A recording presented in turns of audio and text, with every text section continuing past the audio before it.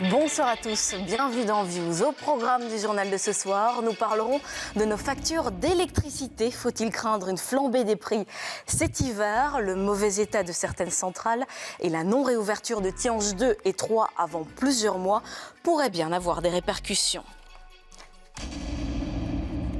Il faut absolument qu'on voit clair parce que la situation est grave, évidemment. Depuis une semaine, la peste porcine africaine secoue la province de Luxembourg. La crise n'est pas terminée. 3 nouveaux cas confirmés aujourd'hui, ce qui porte à 9 le nombre de sangliers contaminés.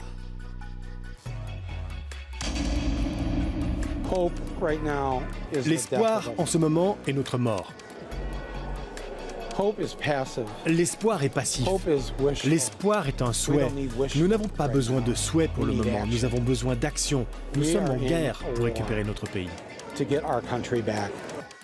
Michael Moore passe à nouveau à l'action dans son dernier documentaire, la suite de Fahrenheit 9/11 où il s'attaquait à Bush. Le réalisateur américain s'en prend désormais directement au président des États-Unis et veut mobiliser les anti-Trump. Il y a quelques années, ils étaient encore complètement inconnus. Aujourd'hui, ils sont parfois suivis par des millions de personnes sur les réseaux sociaux. Les grandes marques se les arrachent. Focus à la fin de ce journal sur un métier retentissant et très à la mode, celui d'influenceur. C'est une question qu'on a le droit de se poser à l'approche de l'hiver. Y aura-t-il suffisamment d'électricité? Car dès le mois prochain, il n'y aura plus qu'un seul réacteur nucléaire en activité. Et selon Electrabel, il ne faudra pas compter sur Tihange 2 et Tihange 3 cet hiver. Alors quelles seront les conséquences? Éléments de réponse avec Lucie Dendoven, Sacha Vinacre et Robin Cornet. La situation est quand même extrêmement préoccupante. Pour le mois de novembre, on aura juste 1000 MW de nucléaire sur les 6000 MW installés qui tourneront. C'est très peu. Risque-t-on des coupures d'électricité cet hiver? Le spectre d'un blackout revient depuis qu'Electrabel a dit qu'elle ne pourrait pas relancer 2 des réacteurs de Tihange à cause de dégradations dans le béton d'un bâtiment de sécurité. Concrètement, il y a 7 réacteurs nucléaires en Belgique, 4 à Doel, mais un seul qui fonctionne. Et 3 à Tihange, dont 2 qui ne seront pas opérationnels avant mars, et le 3e qui va lui aussi devoir s'arrêter pour des révisions programmées au mois de novembre. Faites le calcul, en novembre, il ne nous restera qu'un seul réacteur opérationnel. La ministre Marie-Christine Marguem se voulait hier rassurante, comptant notamment sur le redémarrage prévu de 2 réacteurs à Doel en décembre, mais elle dit suivre la situation au jour le jour de nos centrales. Elles vont revenir pour l'hiver au fur et à mesure. Et avec les autres centrales à gaz dont j'ai parlé, il est évident que tout ça nous permettra d'avoir l'électricité nécessaire. Si tout va bien, en décembre, on pourrait retrouver 3 réacteurs opérationnels à Doel et 1 à Tihange. Si tout va bien. En attendant, il faut croiser les doigts pour novembre. Comme en 2014, on craint qu'un coup de froid ne fasse augmenter la demande d'électricité. La situation est beaucoup plus préoccupante aujourd'hui en 2018 qu'elle ne l'était en 2014. Beaucoup plus préoccupante à l'heure actuelle. Donc il n'est pas impossible qu'à un moment donné, on doive en fait délester certaines régions. En cas de pic de consommation, la Belgique pourrait devoir importer entre 3500 et 4500 MW de l'étranger. C'est énorme. Ça pourrait être difficile à trouver et on risque de le payer cher. Ce qu'on remarque maintenant avec cette indisponibilité du nucléaire, c'est des prix sur les marchés de l'électricité qui explosent réellement et ça fait quand même fort peur parce que bon, les gens qui ont par exemple un prix variable pour leur électricité vont payer de l'ordre de 100 à 150 € par an en plus pour leur facture. En moyenne, les ménages belges ont déjà payé leur électricité 100 € de plus cette année que l'an dernier. Direction la gare du Midi à présent. Est-elle suffisamment sécurisée? Un syndicaliste de la FGTB Cheminots nous a signalé que certains accès interdits au public étaient pourtant très peu protégés. Alors Olivier Rosenwag s'est rendu sur place pour voir ce qu'il en était réellement et voici son reportage.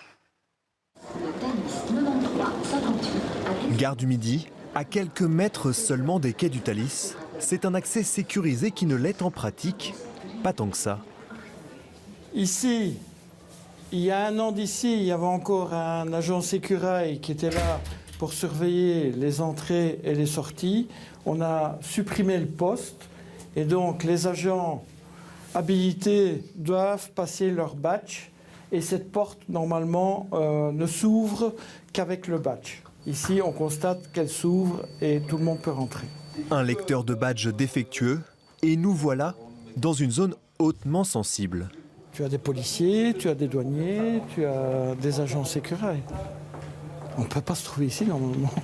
Très vite, notre incursion va d'ailleurs être interrompue. De sortir, sinon c'est une intrusion.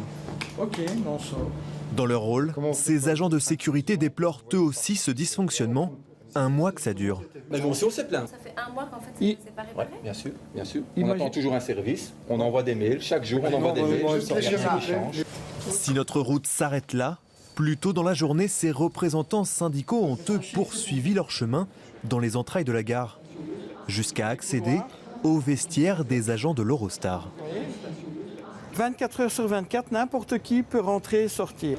Il y a des policiers, il y a des douaniers, il y a des agents sécurité et il y a possibilité de subtiliser des uniformes d'Eurostar.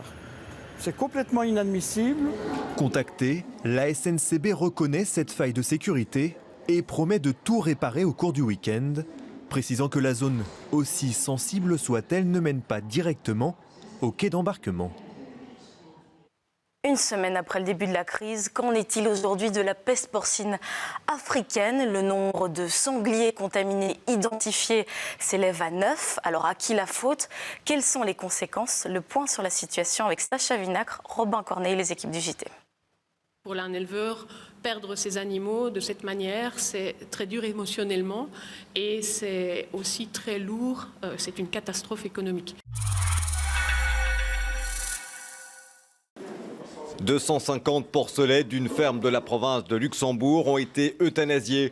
Pourtant, la peste porcine africaine n'a pour l'instant touché aucun élevage. Mais l'inquiétude grandit alors que 9 sangliers désormais ont succombé à la maladie. Tout le monde a peur. Tout le monde a peur du problème de la peste. Oui. Et combien de temps ça va durer, c'est ça le problème. Ici, les éleveurs, on ne se côtoie plus et pour éviter la propagation de la maladie, quoi. La peur, c'est ce qui explique qu'il devient très difficile pour les éleveurs présents dans la zone concernée de vendre leurs cochons, notamment parce que tous les transports sont jugés très risqués, d'où cette décision d'un élevage de Tintigny d'éliminer les bébés que personne ne voulait acheter pour les engraisser. Soit on éliminait, on euthanasiait les porcelets, ou alors on empêchait les truies de rentrer en maternité. On n'opte jamais pour cette solution de gaieté de cœur, c'est vraiment une contrainte et c'est très lourd, je vous le dis, émotionnellement et économiquement. Une instruction a été ouverte par le parquet de la province de Luxembourg pour tenter de trouver l'origine de la maladie et les éventuels responsables. Il y a plusieurs hypothèses qui circulent. Certains s'interrogent par exemple sur le rôle des chasseurs. Plusieurs témoins, comme ce garde-chasse, affirment que des sangliers venant d'Europe de l'Est sont régulièrement importés dans les domaines de chasse en Wallonie. Des gens dignes de foi m'ont rapporté, j'ai eu des témoignages qui attestaient qu'à certains endroits, cette pratique était courante pour alimenter les gros territoires de chasse où on avait besoin de beaucoup de gibier, de gros gibier et principalement le sanglier. Toujours sous couvert de l'anonymat, ce chasseur confirme. Dans le temps, on tirait un sanglier, 2 sangliers par jour, peut-être 4 ou 5, on était satisfait. Maintenant, on a bien d'en tirer 40, 50 sur la journée s'il y a moyen. Les gens ne sont plus contents en tirant 2 bêtes. Et avec le prix qu'ils mettent par jour pour chasser, il leur faut du gibier. Ça, il n'y a rien à faire. Des associations environnementales dénoncent une politique qui serait devenue trop clémente à l'égard des chasseurs, qui par exemple ont le droit de nourrir les animaux toute l'année. La circulation automobile et ses nuisances sonores concernent pratiquement tout le monde et certains un peu plus que d'autres encore. Dans une consultation publique, la transposition d'une directive européenne, la région wallonne invite 1 million de citoyens à s'exprimer sur les nuisances sonores qui les entourent. 209 communes sur 262 sont sondées, soit celles où passent plus de 3 millions de voitures par an. Ces remarques et ces recommandations et ces réponses qui nous viendront des citoyens seront analysées pour affiner le plan d'action qui a déjà été établi. Et ce plan d'action, en fait, il définit par priorité les interventions que nous devons mener pour prévenir ou alors réduire l'exposition au bruit routier. Et les Wallons jusqu'au 5 novembre pour donner leur avis, soit en ligne, soit via la poste. Autre pollution particulièrement préoccupante, les millions de tonnes de déchets que l'activité humaine produit chaque année. Qu'en faire? Comment les réduire? Et selon la Banque mondiale, si nous ne changeons rien, d'ici 2050, le volume de déchets sera encore une demi-fois plus élevé que ce que nous produisons actuellement. Une situation alarmante détaillée par Maxime Binet. 3,4 milliards de tonnes de déchets d'ici 2050. À titre de comparaison, l'humanité a produit 2 milliards de tonnes de déchets environ en 2016 et 33% de ces 2 milliards n'ont pas été correctement traités en respect avec l'environnement. Regardez la production de plastique. L'humanité a produit environ 242 millions de tonnes de déchets plastiques en 2016 et environ 13 millions, c'est une estimation, ont fini dans les océans avec les conséquences que l'on connaît. Eh bien, essentiellement, les pays développés où les citoyens gagnent le mieux leur vie. Ces pays rassemblent 16% de la population mondiale, mais génèrent plus du tiers de la production de déchets. La Belgique a produit en 2016 63 millions de tonnes de déchets. Vous et moi, les citoyens, ont réussi à diminuer de 300 000 tonnes notre production de déchets depuis ces 10 dernières années. Par contre, l'industrie, elle a augmenté sa production de déchets d'environ 10 millions de tonnes sur la même période. Politique à présent ce matin lors du Conseil des ministres, le gouvernement fédéral a décidé 2 choses, d'augmenter le nombre de places en centres fermés qui vont passer de 600 à 900, mais aussi d'accélérer les expulsions des migrants en séjour irrégulier. Les détails avec Rachel Crivellaro. Theo Franken sur la sellette. Motif, le secrétaire d'État a libéré 200 illégaux, dont certains avec un passé judiciaire, pour faire de la place à des migrants en transit. Une boulette, même dans les rangs de la Suédoise, où l'opération Vase communicant n'a guère été appréciée. Ce que les gens attendent, c'est qu'on trouve des solutions et que tous les partis du gouvernement se mettent autour de la table et trouvent des solutions. C'est ça ce qu'on attend maintenant. Il faut arrêter tout le tourbillon politique qui est autour de cela. Du coup, Theo Franken et Yann Yambon ont été priés de présenter de sérieuses alternatives pour faire face à ce phénomène de la transmigration. Il y a une grande détermination du gouvernement à travailler sérieusement sur un sujet qui est difficile, à ne pas être distrait par les polémiques un peu superficielles lancées par l'opposition. Nous sommes dans la vie réelle. Nous souhaitons continuer le travail qui a été entrepris avec des premiers résultats, mais nous devons encore amplifier ces résultats et augmenter les places en centre fermé. Concrètement, 300 nouvelles places en centre fermé seront créées pour un total à terme de 910 places, dont 460 dédiées aux seuls migrants en transit, de quoi accélérer sérieusement le rythme des expulsions. Aujourd'hui, on a décidé d'augmenter la capacité si vite possible. 300 places, ou à peu près 300 places, ça c'est beaucoup. Quand j'ai 300 de places de plus, je fais augmenter les expulsions beaucoup. Alors ça c'est clair, j'ai 600 places maintenant. Ça c'est la moitié de plus, ça donne une grande différence. Reste à voir quelle forme prendront ces nouvelles places en centre fermé. Plusieurs pistes sont à l'étude, l'aménagement de casernes ou encore une barge comme celle-ci utilisée à Gand en 2015 pour les demandeurs d'asile. En bref, à présent, dans notre tour de l'actualité, il est toujours question d'expulsion. Il y a 20 ans, le sort de Semira Adamou avait profondément ému la Belgique.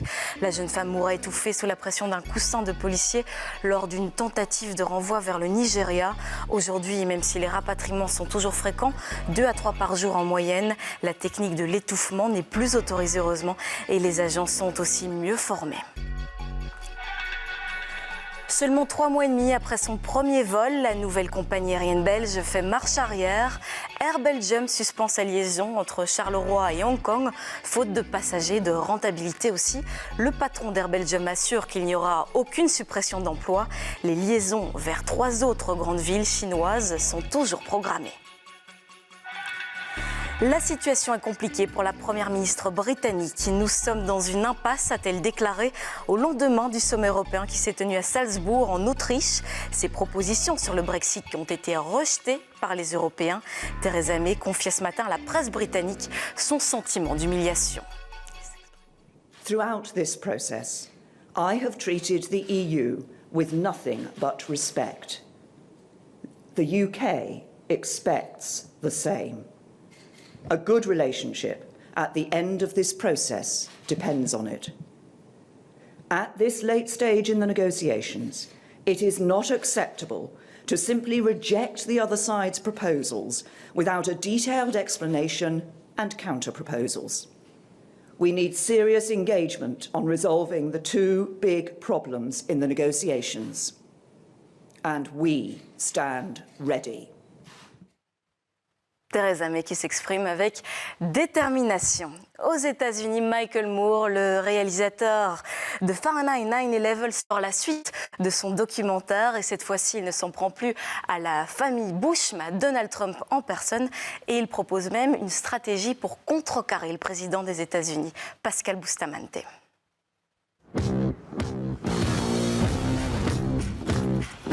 Michael Moore n'en peut plus de la folie qu'il attribue à Donald Trump. Le réalisateur de Bowling for Columbine produit son nouveau pamphlet politique dans un documentaire visant explicitement le président des États-Unis. Ce film parle aussi de qui nous sommes en tant qu'Américains. Il n'est pas tombé du ciel, il était là depuis longtemps. Et nous nous sommes comportés d'une certaine manière depuis tout ce temps, qui fait que quand on regarde en arrière, on se dit que le chemin était pavé pour lui. Le film se veut une radiographie sans complaisance de la société américaine sous Trump. Ce dernier est comparé à Hitler, lui aussi fabriqué et élu par son propre peuple. Mais le réalisateur veut aller au-delà du constat, de la description, il veut de l'action. L'espoir en ce moment est notre mort. L'espoir est passif. L'espoir est un souhait. Nous n'avons pas besoin de souhait pour le moment. Nous avons besoin d'action. Nous sommes en guerre pour récupérer notre pays. Son plan, mobiliser les anti-Trump de toute tendance pour les élections de mi-mandat qui se tiennent le 6 novembre prochain et mettre ainsi à mal la majorité républicaine au Congrès. Tous les gens qui verront ceci aux États-Unis vivent à moins de 3 ou 4 heures de route d'un district pivot. Ils devraient prévoir de passer chaque week-end d'octobre dans ces districts pour faire basculer la Chambre des représentants et peut-être le Sénat. Si on arrivait à faire cela, ce serait une grande gifle à Trump et on gagnerait du temps. Fahrenheit 11/9 veut entraver l'action de Donald Trump.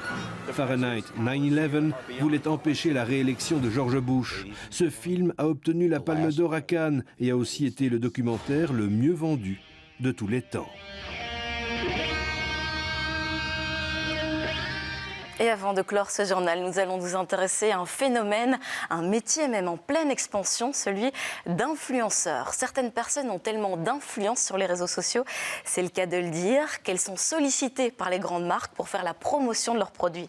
Rencontre signée Jennifer Istas.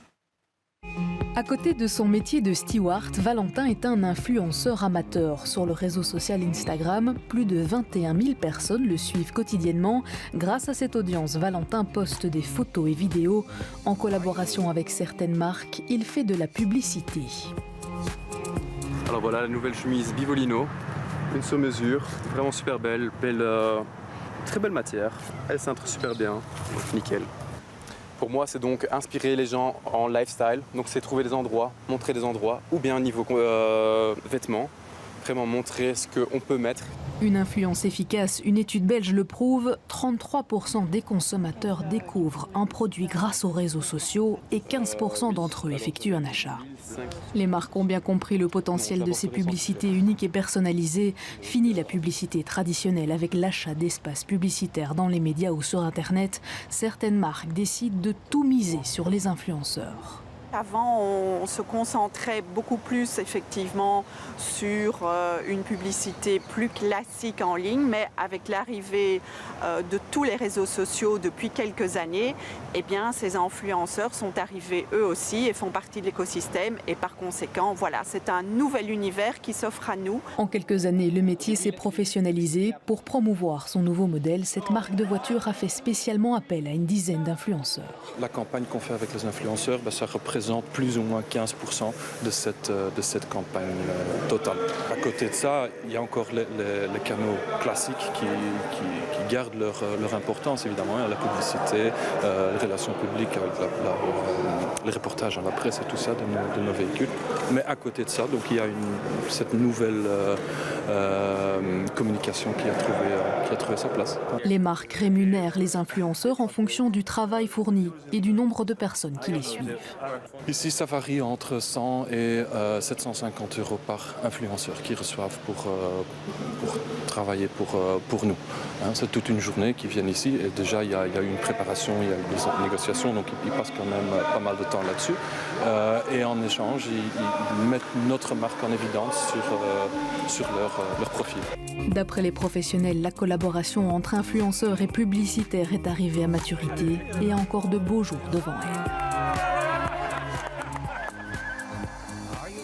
Demain, dans l'actualité, nous évoquerons notamment la mission de Nafissatou Thiam au Liban en tant qu'ambassadrice de l'UNICEF, où elle va à la rencontre des enfants, des réfugiés victimes de la guerre en Syrie.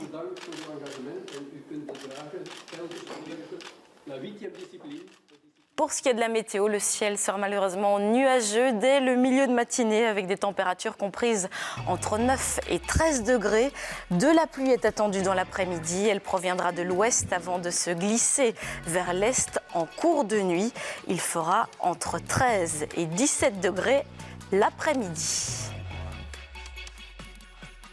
Merci beaucoup pour votre attention. N'hésitez pas à consulter nos vidéos sur notre page Facebook. La dernière qui vient d'être publiée concerne des citoyens qui veulent introduire le tirage au sort lors des élections communales à voir parmi d'autres encore. Je vous souhaite une excellente fin de soirée, un très bon début de week-end et on se retrouve demain.